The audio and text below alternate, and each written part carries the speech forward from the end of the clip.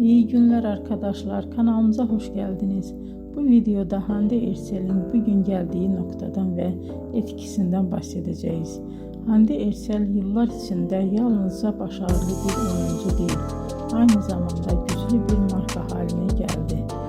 Birçok moda ve kozmetik markasıyla çalıştı ve uluslararası kampanyalarda yer aldı. Bugün o Türkiye'nin en çok konuşulan ve en çok takip edilen oyuncularından biri. Güzelliği, oyunculuğu ve ekran karizması sayesinde geniş bir hayran kitlesine sahip.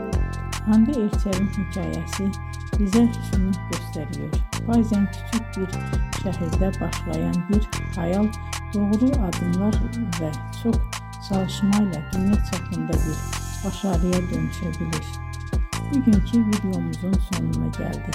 İzlediğiniz için teşekkür ederim. Kanalı takip etmeyi unutmayın ve bir sonraki videoda görüşmek üzere. Hoşça kalın.